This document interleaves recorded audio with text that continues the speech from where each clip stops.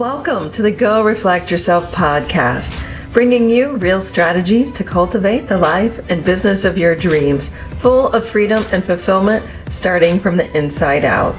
Working hard and staying busy will only get you so far.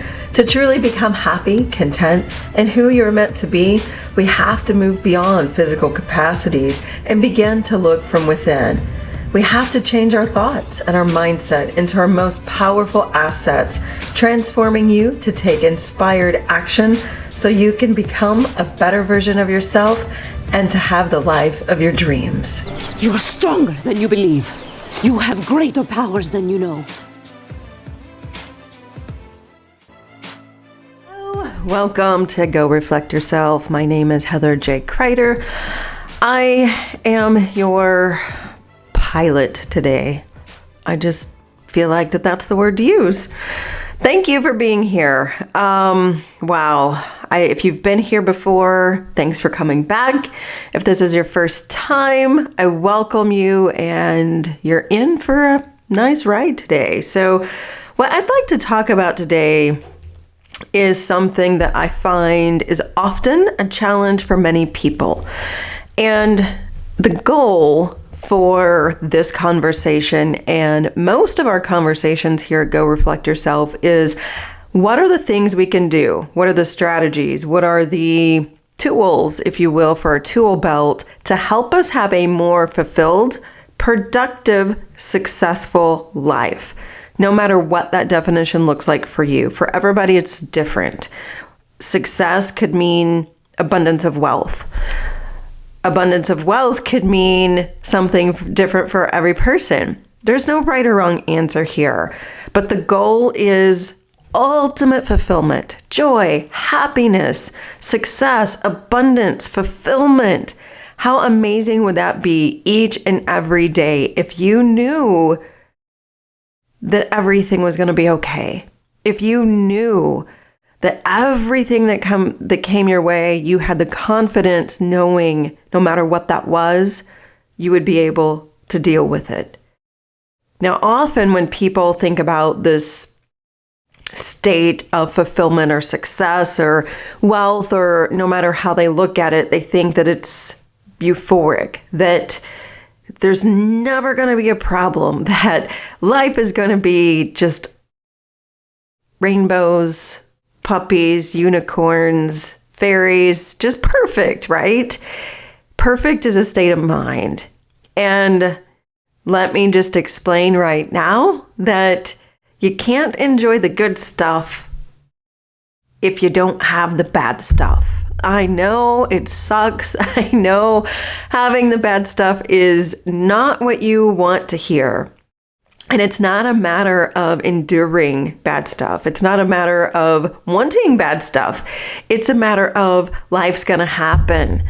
Somebody is going to come your way and tick you off. I just got a text message this morning from someone whom I will keep their name out of the conversation today. And it was the very first text message I looked at today. Luckily, I read it after I had had my time to myself, to wake up, do the things I needed to do to fill my cup, to feel good. And then I read that. And my first response was, figures, because I knew that person. And let me just kind of explain a little bit more, because it really doesn't make sense if I just say it that vaguely. A person whom I regularly have to have contact with that I don't want to, and tends to have communication styles that I don't agree with. Maybe a little volatile, maybe a little defensive. And people often, through text message, get courage. That liquid courage, there's cyber courage that people get when they text message because they're not face to face and they can feel powerful and say things they would never say in person, or would take them a long time provoked in a conversation to say those things. So my point to all of that is, If you get a text message that you don't like, how are you going to react? How are you going to let that affect your day? How are you going to let that affect you? Or are you? You have a choice at that moment. This morning when I got that text message, I had a choice of how I would react, not just to the person, but for myself and everybody else throughout the day, how that interaction was going to go based upon how I felt about that. A lot of times, I'll say in my past life, meaning before I had skills to help me manage emotional situations, before I had strategies, and I'm learning each and every day.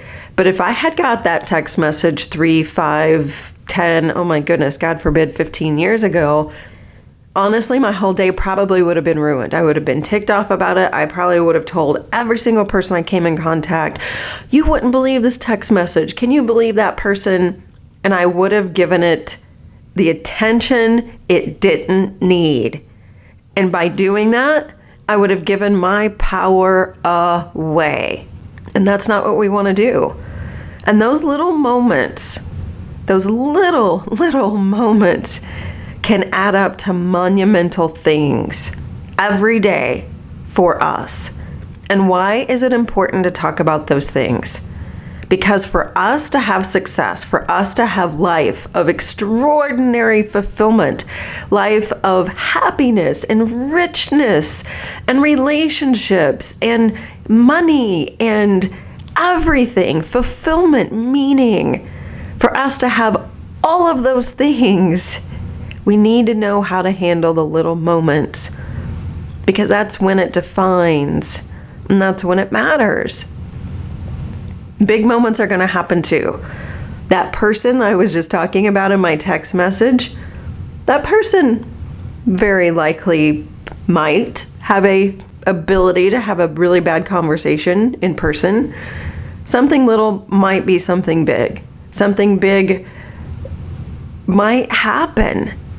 Maybe, God forbid, maybe really something tragic happens, or something that you can't predict. My point and where I'm going with this is life's going to happen. You can't control every situation. And although we don't want bad things to happen, they're going to. Or at least things are going to happen when you can't control. And so my point to that is, what are you gonna do? And that's what adds up to this bigger, grander thing that we call life. And I've got me saying that, now I've got Prince lyrics in my head, and I will absolutely refrain from singing that right now because I don't want to do that to you. I'm happy to sing in the shower or in the car when I can turn the volume up really loud and I can't hear myself. But anyway, so what are you going to do when stuff happens? Because it's going to happen. Now, here's the flip side of situations. Sometimes things are going to happen and maybe we mess up too. Now, outside factors, we have an ability to control our response. We cannot control outside factors. We can't control other people. There's a significant amount of things out of our control other than ourselves, our emotions, how we react. But maybe sometimes we feel or we act a certain way that we don't want to, or that just doesn't feel good, right? And how are we going to deal with that then? There's a lot of different, what I'll call emotional strategies that I think I'd like to explore over the next maybe few series. I just realized right now talking about this that this could add a lot of information at one time. So I think what I'm going to do is chunk it down into small steps.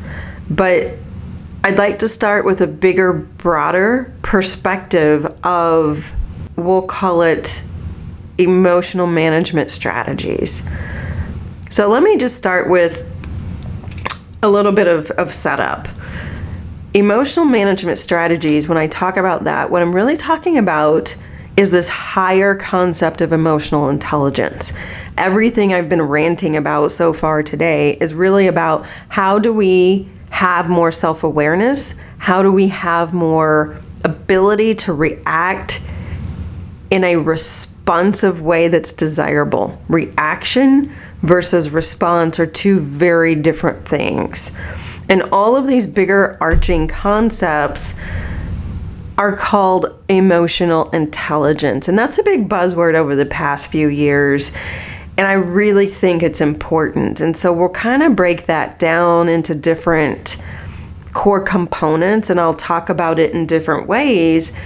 But today I'd like to talk about really one of the last types of skills when understanding emotional intelligence versus really setting the stage. And maybe I'm doing this backwards, but it doesn't matter because this is going to help you no matter what. You don't need to know all the detail. Little bite-sized chunks right now is very important to you. And I'm talking about self-management. How do we understand how to deal with crap, right? So a little bit of a strategy. The framework of emotional intelligence in emotional management strategy is going through a process of, it's called attention, and then it's called reframing, and then it's called acceptance. So let me give you a little story. Not all that long ago, I actually got invited to speak at a lunch meeting, like a lunch and learn type of thing.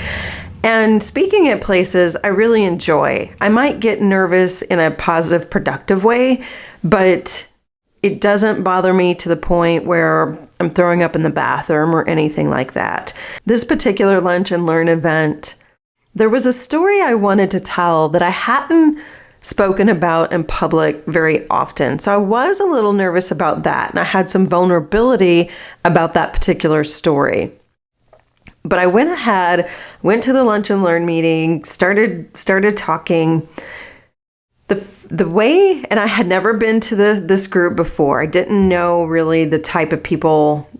I didn't know them individually. I knew what the group was. I knew what they wanted, what to deliver, all of those things. But I didn't really know the logistics of how the group was. The logistics, in my opinion, weren't that great for this type of talk. And right when I'm getting to the meat of the story I was already a little vulnerable about, that's when waiters started coming out to serve the lunch and the food, and they literally were coming around me, and I'm trying to dance around them as I'm delivering my story, and I didn't know what to do. I kept going. I kind of danced around them and just dodged them and paused a little bit, but it was really awkward. And then I started getting frustrated. I could feel my body respond. This part of our brain called the amygdala, it was being hijacked. That's the part of our brain that's the fight or flight. That's the protective thing, like signals are going off, like something's going on. What is it? Send signals to your body. The part of my brain that the prefrontal cortex that has all the logic started to go offline. That logic part of my brain started to shut down. As I'm looking around the room, people are talking. Some of the people were talking to the waiters because their order was wrong. It was a little chaotic for being a type of talk, right? For me, it was just too much. And I just started shutting down. It was disappointing. I was frustrated. That's really the bottom line. I was frustrated, and I knew the impact I was trying to make. They didn't know what I knew, and they didn't know how important the story was that I was trying to tell. So I just kind of started summarizing. I just kind of decided I'm going to wrap up as quickly as I can because I'm kind of getting done. I'm kind of over it. So that's what I did. I actually wrapped up, finished my points, summarized. I said thank you. I didn't even leave room for questions. I decided that my brain has already shut down so much and I was so triggered. My emotions were triggered that I knew I just wanted to be done. So I did. So fast forward, got through the lunch. Once I left, that's when my emotions started flooding me. I started thinking, oh my gosh, what an idiot. Why did you do that? Why did you shut down? Why were you so triggered? Why in the world did you get that frustrated? Why did you let that bother you? You're never going to work again. People are going to talk about you. You're a horrible speaker.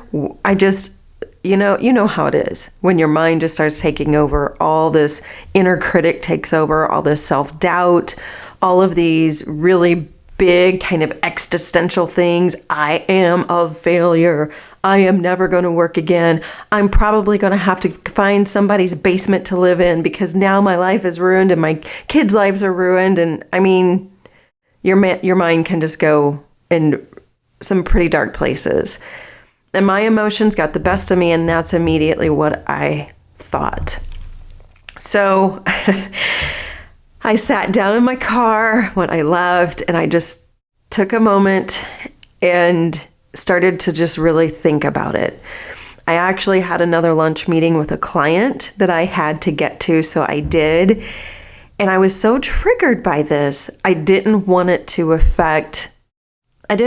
linger, and I didn't want it to affect me for the next week, right? So I called, or when I went and sat down with my client at my next lunch meeting, I said, look, I just had a situation I really need to talk about real quick. And this, let me just explain, this person that I was meeting with knows me really, really well. And this was not an intrusive conversation for me to say, hey, I got a problem and I need to talk about it.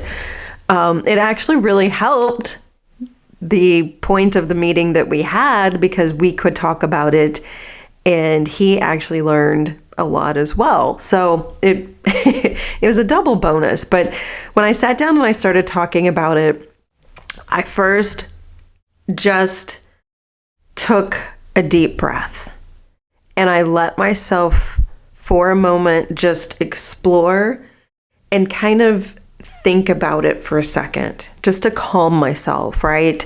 I still was pretty triggered and I didn't want that emotion to get the best of me and to keep me triggered and to keep me in that heightened state of not being able to process or think clearly. This is also called a sacred pause, or in other types of strategies, just that breathing and pausing can be very, very beneficial. And so that's what I did before I did it in my car to just get myself there. And when I started to tell the story with my client, I just started to breathe and just took a moment, gathered myself, and then I was able to start talking about it. And so that first part, what I did is I gave attention. I gave attention to what's going on in my body, what happened in my body, where did I feel it in my body, what points did I get triggered. And then I was able to actually identify what I was thinking, those big existential things that I was thinking, those dramatic, oh my gosh, my life's over, or they're going to hate me, they're going to talk about me, they're going to tell everybody. I was able to just start understanding what actually was going on, giving attention to my body, to the situation, to the triggers. Then I was able to kind of ask some questions. Why was I so triggered? What do I think really was the cause? Not just the waiters and people talking, and it's not really that. And I was able to kind of answer some of those questions. The story I was wanting to tell, I was very vulnerable about that. And I was nervous. I didn't know how it would be received. That's why I was so triggered. And of course, I wanted to do a good job. I wanted them to not just like and accept me, but for them to get value and meaning and feel like that they got more than they bargained for. So I did feel like a failure. I did feel like I let them down. And the nervousness I had around the story itself, it was kind of validated of that nervousness, and that's not how I wanted it to go. So as I was able to, like I said, give attention to not only my body and what I was thinking, but then I could start actually reflecting and kind of asking those questions about from a curious way.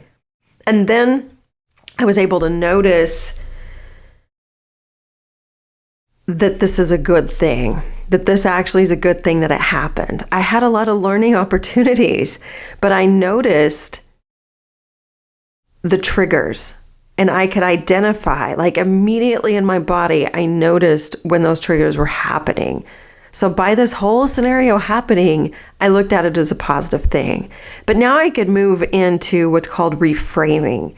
Reframing is taking the kind of like the crisis mode out, reframing and being able to say, okay, now that I've been able to look at it, can we start looking at it in different ways? And that's when we can start looking at it and saying, that was a learning opportunity.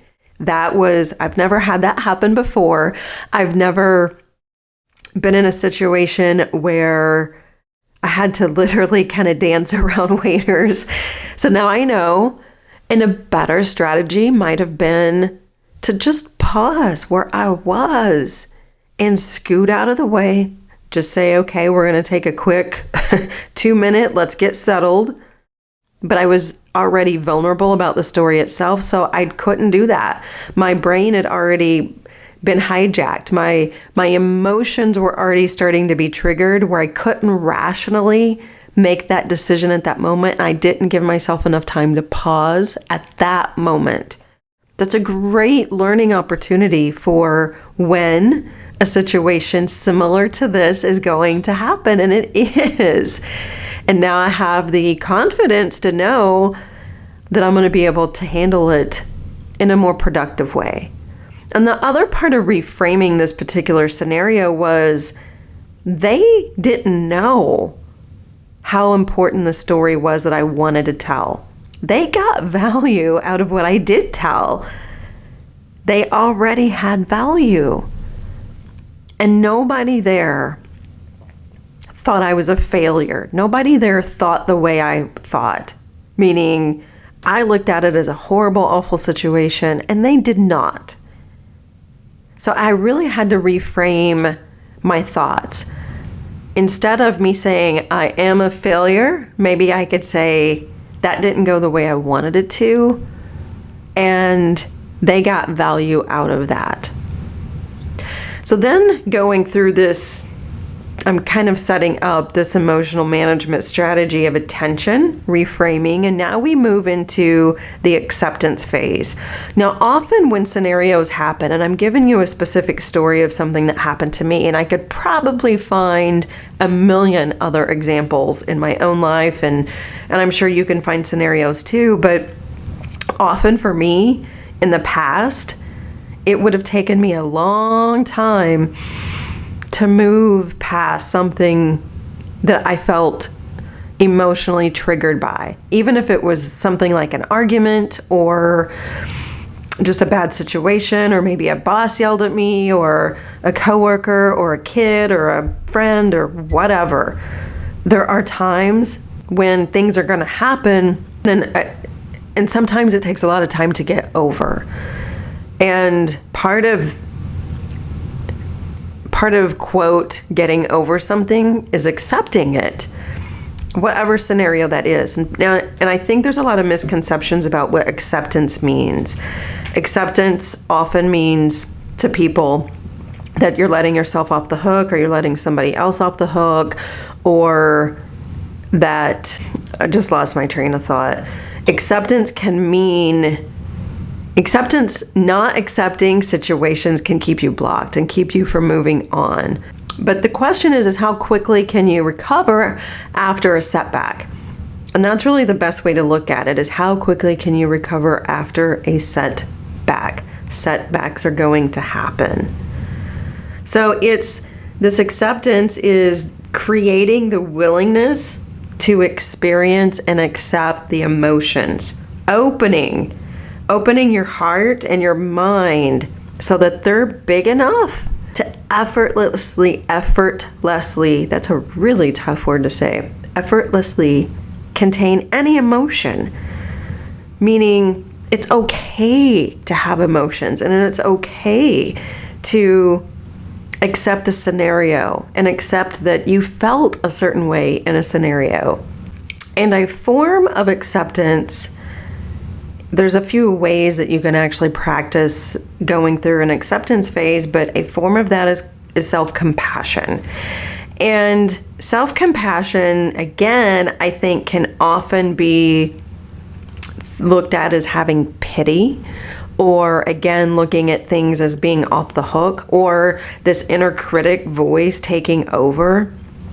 And for me, I find the acceptance phase of a scenario really hard to get through. And what I was trying to say earlier is often when these situations happen, especially for the old version of myself, meaning 3, 5, definitely 10 plus years ago, it would have taken me a long time to get over something. And it would have bled into other things that I was needing to do, relationships and activities and just the productivity of everyday stuff. And so acceptance doesn't mean forgetting or even like erasing a scenario. Acceptance just means you've got the capacity to move forward, and you've got the capacity to know that you're still okay. And so that part of self-compassion really is valuable in these scenarios.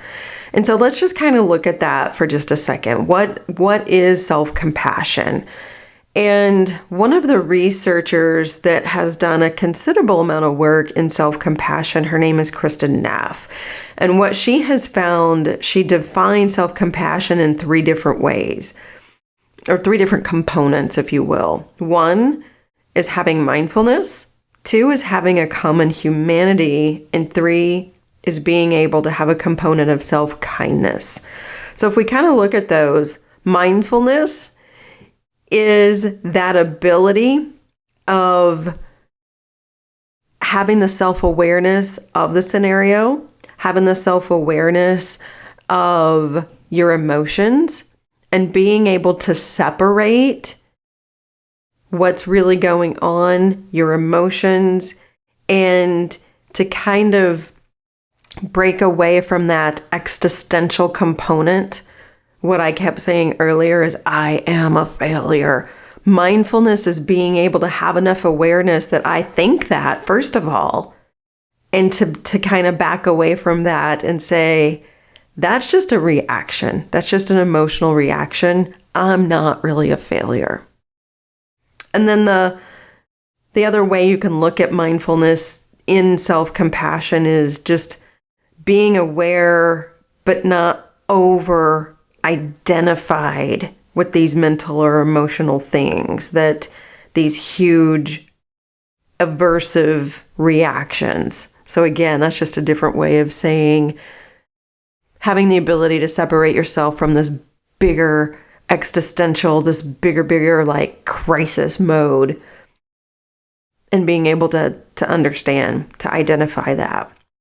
And then this common humanity piece, that's the second component to really look at the definition of self-compassion.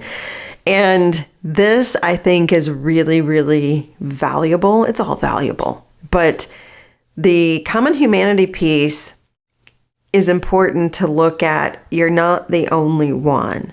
It's not just me.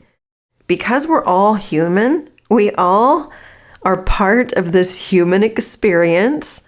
We all have situations. We all have times where we have fear and shame and frustration and guilt and whatever. We all feel that. And even though in that story I was telling you, and even though I had a moment where I felt like such a failure, and I was embarrassed. I really didn't say that. I was embarrassed because I felt like I flubbed up so badly. So at that moment, I felt like nobody has ever gone through this. I'm the only one on the planet who's ever gone through this. And maybe at that moment, Nobody was standing in my shoes.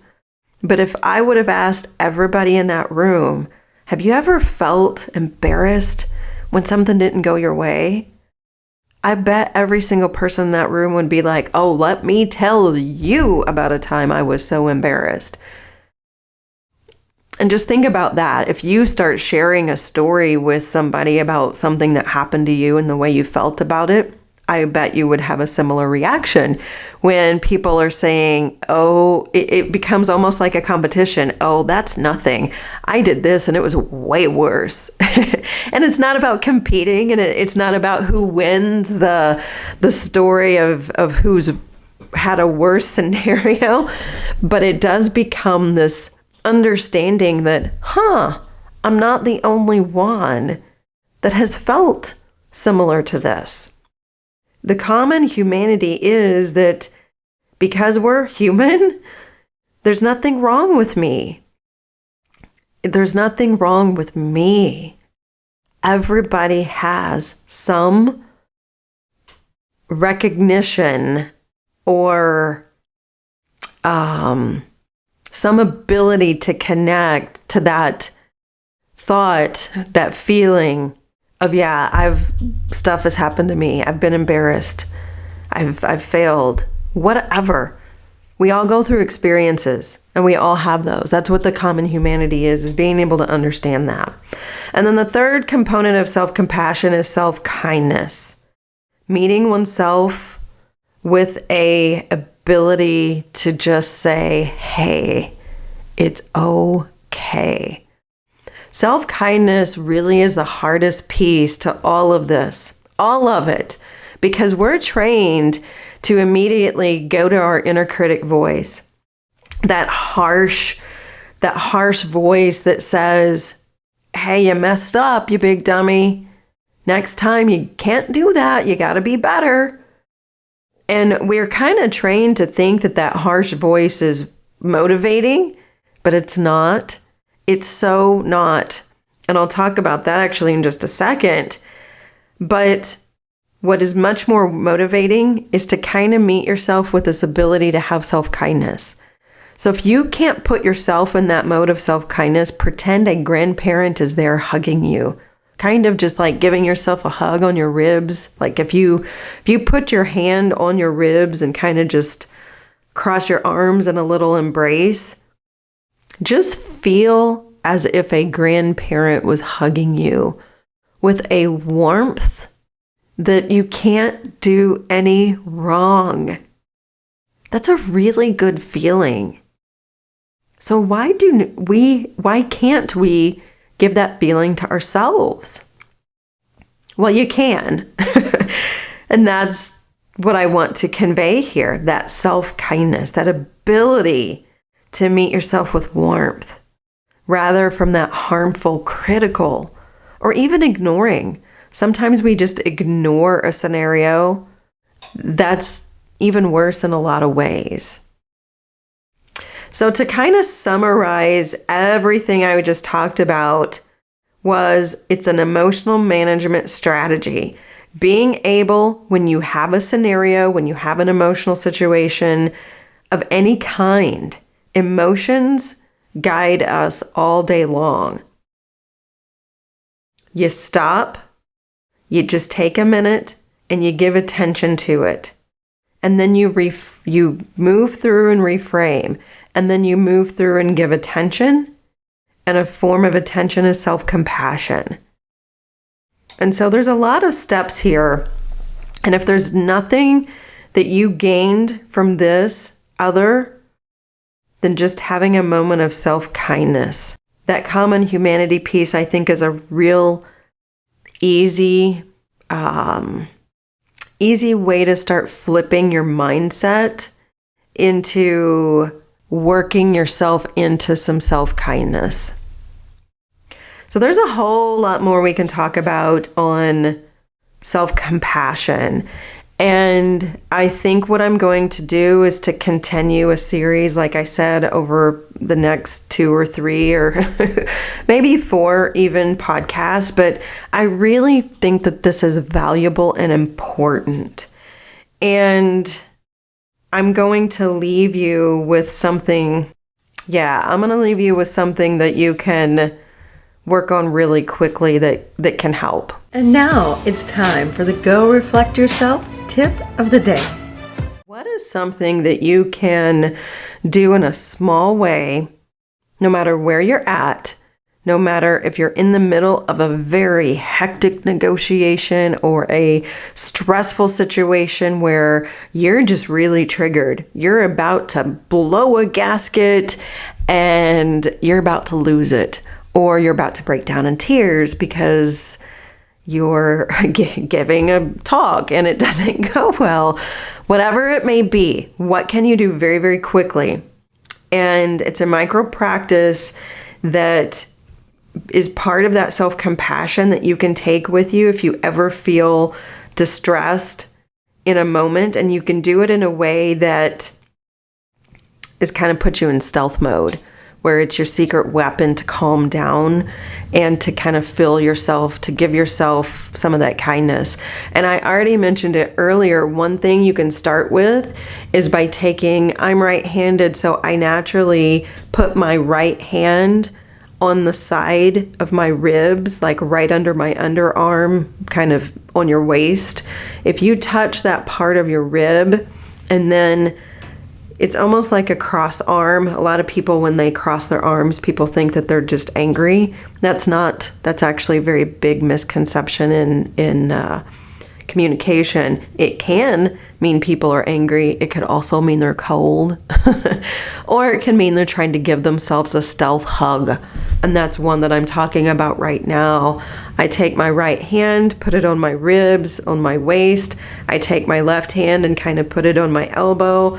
And I just give myself a nice little hug. And while I'm doing that, I say internally to myself, I take a deep breath and I say, I breathe in and I do my best.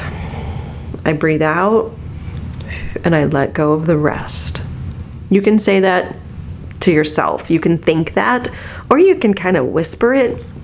But if you take a nice deep breath, I breathe in, I do my best, I breathe out, I let go of the rest.